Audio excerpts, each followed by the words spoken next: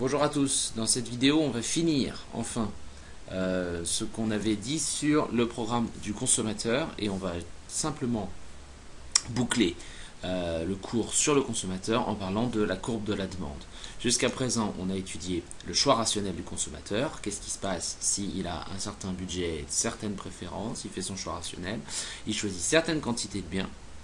Et on a vu avec les effets de substitution et les effets de revenu que quand le prix d'un bien augmentait ou baissait, il y avait un certain nombre d'effets sur les quantités qui décidaient de consommer de ce bien.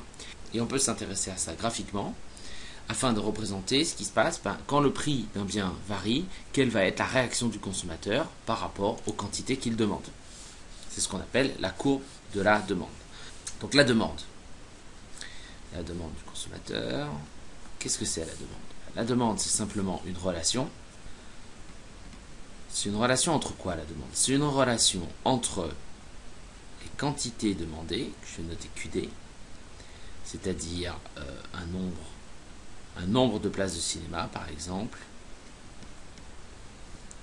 et un certain nombre de paramètres. Donc c'est une fonction de quels paramètres? Eh bien de tous les paramètres qu'on a étudiés.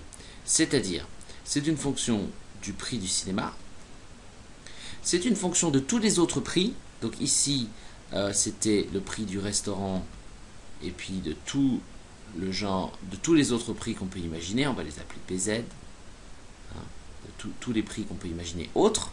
Puisqu'on a vu que si le prix du restaurant augmentait, ça change le coût d'opportunité du cinéma. Donc forcément, dans la demande de cinéma, ici on va dire que c'est la quantité demandée de cinéma. C'est pour ça que je mets un petit C. C'est juste, il ne faut pas avoir peur de la tête que ça a, c'est simplement des indications. Q, c'est les quantités, D, c'est parce que ce sont les quantités demandées, petit c, quantité demandée de cinéma. Donc, on revient. Les quantités demandées de cinéma sont une fonction d'un certain nombre de paramètres. Ces paramètres sont le prix du cinéma, le prix du restaurant et de tous les autres biens qui peuvent être substituables au cinéma, qui rentrent dans le raisonnement rationnel du consommateur. Également le revenu et également, je vais le noter là, les préférences. Cette relation entre les quantités demandées d'un bien, ici les quantités demandées de cinéma, le nombre de places de cinéma, et un certain nombre de paramètres qui sont des paramètres à la fois sur le contexte économique, c'est-à-dire le prix de marché du cinéma, le prix de marché du restaurant, etc., mais aussi des paramètres qui sont liés au consommateur en lui-même, c'est-à-dire le revenu du consommateur, les préférences du consommateur, eh bien, cette relation entre tout ça, c'est ce qu'on appelle la demande. Donc attention à ne pas faire d'erreur et à ne pas confondre la demande, qui est cette relation-là, tout ça c'est la demande. Il ne faut pas faire la confusion entre la demande et les quantités demandées. Ça, ce sont les quantités demandées. Et ce n'est pas exactement la même chose. Vous allez le voir graphiquement. Graphiquement, on sait que on peut mettre en relation le prix du cinéma et les quantités demandées de cinéma. Alors, qu'est-ce qu'on peut dire sur ce graphique? On ne peut pas donner la forme précise de la relation qu'il existe entre les quantités demandées du cinéma et le prix du cinéma. Ce qu'on sait par rapport à ce qu'on a dit sur l'effet de substitution et l'effet de revenu, c'est que si le cinéma n'est pas un bien Giffen, quand le prix du cinéma augmente, les quantités demandées de cinéma diminuent. Ça, on le sait, on l'a montré dans les autres vidéos. Si vous avez du mal, revenez aux autres vidéos pour bien être sûr de bien comprendre ce qu'on est en train de raconter. Et donc, on peut tout à fait représenter ça graphiquement. On part d'une situation où, imaginez le prix de cinéma, il serait là, PC1. On aurait ces quantités-là demandées de cinéma. Imaginons que le prix du cinéma augmente à PC2. On sait que les quantités demandées de cinéma baissent. Donc on se déplace par là. Donc mettons, là on le fait arbitrairement, c'est juste pour que vous ayez une idée de ce qui se passe. Donc mettons ici, on va aller à la croisée des chemins. On va voir ce point-là. Ce point-là. Et puis si on continue à faire augmenter le prix du cinéma 3, et on sait que les quantités demandées baissent ici quand le prix du cinéma augmente, hop, va se mettre là par exemple. Hein. Et donc là, vous voyez qu'on a 3 points. Avec 2, on pouvait tracer une droite. Ici, on peut au moins tracer une courbe avec 3 points. Je vais juste effacer le blabla que j'avais écrit. Voilà. Hop, on va effacer ça. Voilà. Bien. Donc on peut relier ces 3 points. Voilà. Et là, on a la demande. Alors regardez, ce que je racontais sur le fait qu'il ne faut pas faire la confusion entre la demande, qui est une relation entre plein de paramètres, et les quantités demandées. Comment ça se manifeste graphiquement? Eh bien, il suffit de voir que ici, l'axe des abscisses représente des quantités demandées de cinéma. Par exemple, ici, ça pourrait être 10 places de cinéma, là, ça pourrait être 7 places de cinéma, et là, ça pourrait être 4 places de cinéma. D'accord? Donc, ce sont des quantités demandées. Ici, ce sont des prix, c'est-à-dire, je sais pas, là, ça pourrait être 5 euros. Ici, ça pourrait être, donc on monte, 7 euros, par exemple. Non, 7, ça va pas aller. 8, c'est juste pour pas qu'il y ait de confusion. 8 euros. Ici, ça pourrait être, j'en sais rien, moi, 12 euros. Hein. Donc ça, ce sont des prix. Très bien. Donc, vous voyez que ici, on a un paramètre ici qui est le prix du cinéma. Et ici, là, sur l'axe des abscisses, on a un autre paramètre. Enfin, on a ce qu'il y a de l'autre côté de l'égalité, c'est-à-dire qu'on a les quantités demandées de cinéma. Donc vous voyez que les axes ici représentent des éléments ici de l'égalité. Des éléments. La demande, ça représente toute la relation, c'est-à-dire toute l'égalité. Sur notre graphique, qu'est-ce qui représente la demande? Eh bien, c'est cette courbe-là. Toute cette courbe-là, à quoi ça sert une courbe? Ça sert à mettre en relation. C'est-à-dire que si vous avez une quantité, clac, vous regardez la courbe pour avoir la mise en relation par rapport à un prix. Ici, vous avez une autre quantité, hop, vous servez de la courbe pour mettre en relation cette quantité avec un certain prix. Donc, la relation entre les quantités demandées et les paramètres qui composent la demande du consommateur, cette relation est représentée par la courbe. Donc, quand on parlera de la demande, on parlera de la courbe de demande. Quand on parle de quantité, quand on dit si la baguette est à 2 euros, il y aura 10 000 baguettes vendues, et bien ces 10 000, ce sont 10 000 quantités demandées. Donc on parlera de quantité demandée. Alors, ça a une conséquence très importante. Cette conséquence très importante, c'est qu'il ne faut pas faire de confusion entre les deux, parce que les confusions entre les deux, qu'on retrouve très très souvent, à la fois dans les cours, mais aussi et surtout chez les étudiants, eh bien cette confusion mène à ne plus comprendre qui est quoi et d'où vient le problème qu'on essaye d'analyser. Parfois, on entend que lorsque le prix du bien augmente, la demande baisse. Alors là, je vous donne des exemples quand on fait la confusion entre demande et quantité demandée, chose qu'il ne faut pas faire, mais juste pour vous illustrer le problème que ça pose. Si vous ne faites pas la distinction entre demande et quantité demandée, on peut être amené à dire deux choses contradictoires. Première chose, lorsque le prix du bien augmente, la demande baisse. Et deuxième chose, lorsque la demande baisse, le prix baisse. Si on prend ces deux phrases qui ont l'air correctes, simplement parce qu'il n'y a pas de distinction qui est faite entre demande et quantité demandée, on arrive à une situation très paradoxale. C'est-à-dire qu'on arrive à une situation où si on met la variation du prix et la variation de la demande côte à côte, on arriverait à une situation où le prix augmente, la demande baisse, et ici, la demande baisse et le prix baisse. Vous voyez que ça a l'air un peu contradictoire. Et cette contradiction, elle existe uniquement parce que ici, on n'a pas fait de distinction entre demande et quantité demandée. Je m'explique.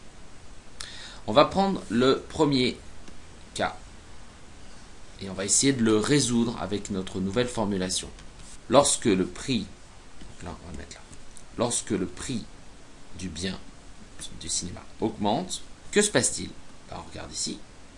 On regarde la mise en relation, c'est tout ça, entre le prix du bien et les quantités demandées, qui nous est donné, je le rappelle, par la fonction de demande.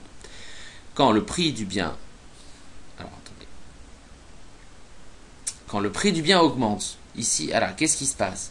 Eh bien, regardez sur les axes. Nous, on s'intéresse à ce qui se passe sur les axes. Et les axes, ils ne représentent pas la demande, ils représentent les quantités demandées. Lorsque le prix du bien augmente, les quantités demandées diminuent. Donc, lorsque le prix du cinéma augmente, les quantités demandées du bien diminuent. Et non pas la demande. D'accord ? C'est très important parce que maintenant, on va analyser la deuxième situation. Et vous allez voir, lorsque la demande baisse, le prix baisse. Regardez. On sait que maintenant, avec notre graphique, on sait que la demande, c'est pas représenté par les valeurs qui sont données sur l'axe des abscisses, c'est-à-dire des quantités. La demande, c'est toute la mise en relation entre certains paramètres, et ici notamment le prix du bien et les quantités demandées. Donc, si on dit que la demande baisse, ça ne veut pas dire qu'on se situe le long de la courbe pour voir l'axe des abscisses. Ça veut dire que toute cette courbe, puisqu'on parle de la demande, que c'est toute la courbe qui baisse. Ça veut dire que toute la relation entre les quantités demandées et les prix baisse. Qu'est-ce que ça veut dire? Ça veut dire que maintenant, quand on a un prix qui est celui-ci, au lieu d'avoir ces quantités-là demandées, on en a moins. Quand on prend ce prix-là, au lieu d'avoir cette quantité-là demandée, il y en a moins.